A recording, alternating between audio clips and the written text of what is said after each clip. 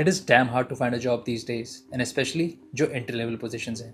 आज इसी टॉपिक के बारे में बात करेंगे कि क्यों एंट्री लेवल जॉब्स मिलना इतना मुश्किल हो गया है। इसके कुछ मेजर रीजंस हैं जो कि हम डिस्कस करेंगे एंड कैसे ये एक दूसरे से इंटरलिंक्ड हैं वो भी डिस्कस करेंगे, जो कि इस सिचुएशन को और ख़राब कर रहा है। एंड नॉट जस्ट प्रॉब्लम्स, हम सॉल्यूशंस पर डिस्कस करेंगे कि अगर आप एंट्री लेवल जॉब ढूंढ रहे हो एंड आपको दिक्कत आ रही है तो क्या ऐसे कुछ स्टेप्स हैं जो आप ले सकते हो अपने resume building towards how to land an interview, you can perform well in those interviews and finally if you are able to get an offer then how to negotiate. So will discuss all of these things. Let's dive into the video. इसका जो पहला सबसे बड़ा reason है मेरे हिसाब से वो है ले ऑफ्स। अब हम ऑलरेडी इस चीज़ को जानते हैं कि कैसे 2021 के दौरान कंपनीज ने ओवर हायरिंग की प्रैक्टिस शुरू की and then ultimately it backfired, जिसकी वजह से ले ऑफ्स ट्रिगर होना शुरू हो गए। ले ऑफ्स ने सब सेक्टर को इफेक्ट किया है, tech, financial services, manufacturing and what not. आप कोई भी इंडस्ट्री या सेक्टर गेस कर लो एंड उसके अकॉर्डिंग ले ऑफ डेटा आपको गूगल पे बड़े आराम से मिल जाएगा। So lay off has been a thing throughout different fields and sectors. तो उसकी वजह से क्या हुआ है कि बहुत सारे ऐसे लोग जो कि एक्सपीरियंस्ड हैं, सीनियर हैं अपनी फील्ड्स में, वो लोग भी जॉब मार्केट में आ गए हैं and they are also acting as a competition, क्योंकि उनके लिए सर्वाइवल जरूरी है। Let's understand this with an example. Let's say आप एक कंप्यूटर साइंस ग्रेजुएट हैं जो कि अपने लिए एक एंट्री लेवल जॉब ढूंढ रहे हैं अभी। So let's say you are targeting X, okay, and there is a person who is senior to you, probably they have 3 to 4 years of experience and they're laid off. उनकी salary आपसे मानो $20,000 ज़्यादा है। Now that person will definitely have more financial responsibility, maybe even more personal and family responsibilities than you. तो वो अपने job में पे कट लेने को भी तैयार है। अब ऐसे केस में क्या हो रहा है कि आप एंड जो आदमी लेड ऑफ है वो दोनों एक ही जॉब के लिए कम्पीट कर रहे हैं। अब इस केस में एम्प्लॉयर्स भी क्या करेंगे, वो एम्प्लॉयर अब कम पैसे में एक एक्सपीरियंस इंसान को हायर कर सकता है, तो वो आपको क्यों हायर करेंगे। अगर वो एक न्यू ग्रेड को या एक इनएक्सपीरियंस इंसान को हायर करते हैं, उसको पहले ट्रेन करना पड़ेगा and they will not be a part of the profit centre, whereas an experience person can hit the ground running from probably day one. So you have to understand you're not just competing with other new grads but also recently laid off talent pool who's probably more hungry for a job right now. Now this ties into the second major reason, which is कि अब entry level positions के लिए भी employers have started asking for 2 to 3 years of experience. This is a bad situation to be in. It's a classic catch-22 situation. Job के लिए आपको experience चाहिए and experience के लिए आपको जॉब चाहिए। एंड जैसे हमने फर्स्ट रीजन में डिस्कस करा कि ले ऑफ्स की वजह से टैलेंट पूल मार्केट में बहुत बढ़ गया। जो लोग 3 से 4 साल का एक्सपीरियंस लेके बैठे हुए हैं, they are not shying away from entry level position these days, क्योंकि at the end of the day they want a job. अब उसकी वजह से हुआ क्या है कि एम्प्लॉयर्स की एक्सपेक्टेशंस भी बढ़ गई हैं कि अगर आप एंट्री लेवल पोजीशंस के लिए भी अप्लाई कर रहे हो तो you should at least have about 3 to 4 years of experience और maybe sometimes 2 to 3 years of experience. बहुत सारे लिंक्डइन पोस्टिंग्स और इंडीड की पोस्टिंग्स आपको ऐसी मिलेंगी जहाँ पर they are explicitly asking for about 2 to 3 years of experience, sometimes even 4 for an entry level position. That's pretty insane. तो ये बिल्कुल विन विन सिचुएशन है। एम्प्लॉयर्स को कम पैसे में एक एक्सपीरियंस एम्प्लॉय मिल जाता है एंड एम्प्लॉय जो कि लेड ऑफ है उसको अपने बिल्स भरने के लिए एक जॉब मिल जाती है। Although it's a very temporary transaction. Employers को भी पता है कि हम इस इंसान को कम पे कर रहे हैं, तो जैसे ही इसको कोई बेटर जॉब मिलेगी वो छोड़ के चला जाएगा।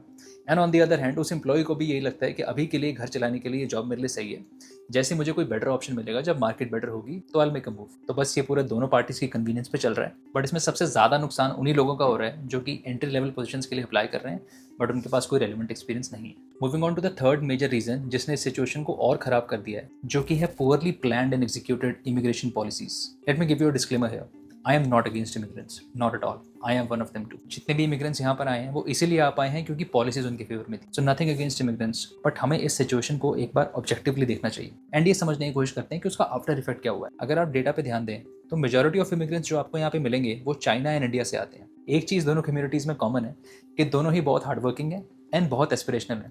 दे want to get into high paying professions. So career paths like tech, financial services, accounting, जिनमें भी पे ज़्यादा है उसमें कंपटीशन थोड़ा बढ़ गया है।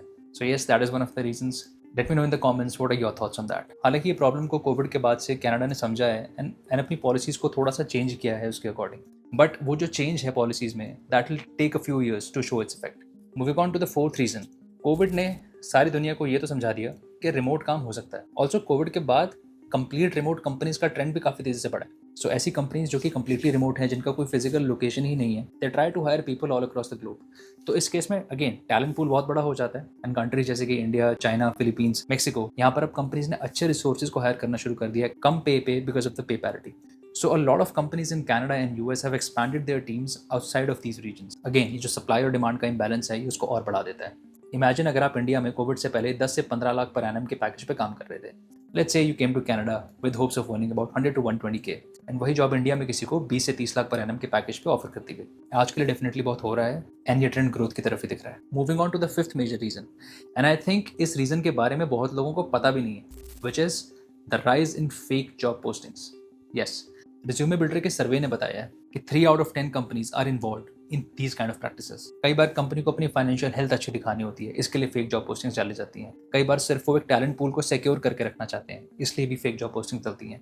एंड कई बार क्योंकि employees of a company are sometimes overworked, तो उनको ये दिखाने के लिए कि yes we are trying to hire help for you, उसके लिए भी ये सब ड्रामा किया जाता है। Now this situation is on the rise and we are planning to make a dedicated video just on this topic. So subscribe to Workwise Canada so that you don't miss out on any updates. चलो ये तो हो गई reasons and problems की बात। Now let's get down to the solutions. How to get a job in this market. इसको हम 3 phases में डिवाइड कर सकते हैं। First, how to land an interview. Second, अगर इंटरव्यू आ जाता है तो उसमें परफॉर्म कैसे करना है। एंड थर्ड, इंटरव्यू अच्छा होने के बाद लेट्स से ऑफर भी आ जाता है तो उसमें नेगोशिएट कैसे करना है। So let's get into it. Now how to land an interview. LinkedIn पे इजी अप्लाई करना छोड़ दो and start tailoring your resume according to the job needs. It's not just about कि आपको क्या स्किल आता है, इट्स मोर अबाउट कि जॉब पोस्टिंग में क्या है and what employer is specifically looking for. You need to look at it more objectively as a business transaction. आप सर्विसेज दोगे एंड उसके बदले एम्प्लॉयर आपको सैलरी देगा। तो जो जॉब डिस्क्रिप्शन के की पॉइंट्स हैं वो आपके रिज्यूमे में होने चाहिए। एक जनरल रिज्यूमे बना के हर जगह अप्लाई करने से कुछ नहीं होगा। ऑलरेडी ATS यानी कि एप्लीकेंट ट्रैकिंग सिस्टम की वजह से आपका रिज्यूमे HR तक पहुंचना ऑलरेडी मुश्किल हो गया। अब उसमें भी अगर आप एक जनरल टेम्पलेट ही हर जगह चिपका देंगे तो उससे काम नहीं चलने वाला। सो अपने डोमेन की 10 से 15 जॉब पोस्टिंग्स को पढ़ें। 60 to 70% of the requirements are same in all of these job postings and उन रिक्वायरमेंट्स के अकॉर्डिंग स्किल्स को अपने रिज्यूमे में डालना शुरू करो। एंड कंसिडरिंग कि आप एंट्री लेवल पोजीशन के लिए अप्लाई कर रहे हो तो you can add your school projects और related school projects which you have done and we can also help you in that, especially for applying for tech roles. You can reach out to us on our email, on our Insta handle, in DMs and comments, and you can send in your resume and I can help you by analyzing your resume and suggesting some changes only for applying for tech roles. Now you have to be very competitive. जो सब कर रहे हैं सिर्फ वो करने से काम नहीं चलेगा। आज की मार्केट में तो बिल्कुल भी नहीं चलेगा। Ultimately, it is the survival of the fittest. Now resume के अलावा एक और चीज़ जो आपको हेल्प कर सकती है वो है आपका पोर्टफोलियो। अगर आपका प्रोफेशन उस तरह का है तो for example if you are a software engineer, UI/UX designer, video editor, writer, photographer, you can showcase your skills through a portfolio. इस केस में एम्प्लॉयर आपके काम को जज कर सकता है and this can be something that might set you apart from the rest. Last point about getting an interview is referrals. At least आपका resume HR या hiring manager तक तो पहुंच ही जाता है referral के through. Now I have seen this happening जहाँ पर एक जॉब पोस्टिंग के लिए approximately 1000 applications आई जिसमें से 60+ internal referrals थे। तो अब एटलीस्ट आपका कंपटीशन उन 1000 लोगों से ना होके एटलीस्ट उन 60 से तो हो गया है। तो इस केस में जो 60 रेफरल एप्लीकेशंस हैं सबसे पहले उन पर नजर डाली जाएगी। And when I say referral I mean more of a meaningful connection. सिर्फ कंपनी पोर्टल से रेफरल एस्टैब्लिश करा के अप्लाई करने से शांत मत बैठो। Reach out to that person and ask them if they can reach out to the hiring manager. अगर आपका कनेक्शन मीनिंगफुल है तो वो हायरिंग मैनेजर को आपके लिए वाउच भी कर सकता है। इससे इंटरव्यू होने के चांसेस काफ़ी बढ़ जाएंगे। तो लेट्स से इंटरव्यू तो आ गया, तो विल टॉक अबाउट फेज 2 कि इंटरव्यू में करना क्या है actually. Now I am assuming that if you're applying for an entry level position तो आपने बहुत ज़्यादा इंटरव्यूज नहीं दिए होंगे। Now the first and most basic thing is आपको अपने नीश के बारे में तो पता होना चाहिए। I mean if you're a software engineer you should know programming। अगर आप UI/UX designer हो तो आपको उसके according tools and design languages आनी चाहिए। If you're an admin तो आपको इंटरपर्सनल स्किल्स आने चाहिए। You get the point. I know it's boring but it's powerful. कई बार लोग जॉब एप्लीकेशन प्रोसेस में इतना इन्वॉल्व हो जाते हैं कि इन बेसिक्स पे फोकस करना ही भूल जाते हैं। You need to identify the gaps between your resume and what the job description is asking for. क्योंकि तभी आप इंटरव्यूअर को किसी तरह कन्विंस कर पाएंगे कि even if you don't know some stuff you are still a good candidate for this position. So in that case अगर आपको कोई चीज़ नहीं भी आती है तो उससे एटलीस्ट कोई मिलती जुलती चीज़ आपने अगर यूज़ की है तो उसके बारे पे फोकस करो। Try to navigate the conversation and interview in your direction, focusing on what you know rather than what you don't know. Now I have been on both sides of the table and I can for sure tell you that being confident is one of the most underrated things that can actually overshadow a lot of your shortcomings. So अगर आपको interview में कोई चीज़ नहीं भी आती है you don't have to lose your confidence. You can be very upfront about it that you don't know it, you might not have used it, and considering अगर आप एक entry level position के लिए अप्लाई कर रहे हो so there will be some things that you would not know. Also being confident will help you in the next phase which is negotiation. चलो मान लो कि आपका इंटरव्यू भी अच्छा गया, आपको जॉब मिल गई and ultimately HR का कॉल आता है to discuss salary. तो in that case how to negotiate. Now बहुत लोग ये मानते हैं कि एंट्री लेवल पोजीशन के लिए आप सैलरी नेगोशिएट नहीं कर सकते। मैं कैन एश्योर यू ऐसा कुछ भी नहीं है। ये डिपेंड करेगा 2 से 3 रीजंस पे। पहला कि करंट इकोनॉमी कैसी है, जॉब मार्केट कैसी है। सेकंड कि आपका इंटरव्यू कितना अच्छा गया है एंड थर्ड कि आपके स्किल्स कितने शार्प हैं।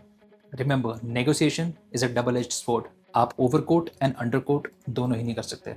अंडरकोट ना करने के लिए आपको रेंजेस पता होनी चाहिए कि आपके रोल के लिए करंट रेंजेस क्या हैं। बहुत सारी ऐसी वेबसाइट्स हैं, क्लास और एक्सेट्रा, जिस पर जाकर आप उस पर्टिकुलर कंपनी के लिए, उस रोल के लिए कितनी सैलरी रेंज है वो पता कर सकते हैं। Also as a general rule of thumb, don't quote more than 10 to 20% of what they have initially offered, नहीं तो कई बार ऑफर वापस भी ले लिया जाता है, एंड ऐसा होते हुए भी देखा है। अगेन नेगोशिएशन इतना सिंपल डिस्कशन नहीं है, इसमें बहुत सारी डिटेल्स हैं, and that's why we are planning to make a dedicated video on this topic. So subscribe to Workwise Canada so that you don't miss out on any updates. बस आज की video के लिए इतना ही। Let me know in the comments if you have any questions. You can also reach out to us on our email और on our Insta handle in the DMs. Let me know आप किन चीज़ों से agree करते हैं और किन चीज़ों से नहीं। Let's have an open discussion in the comments. Until the next time.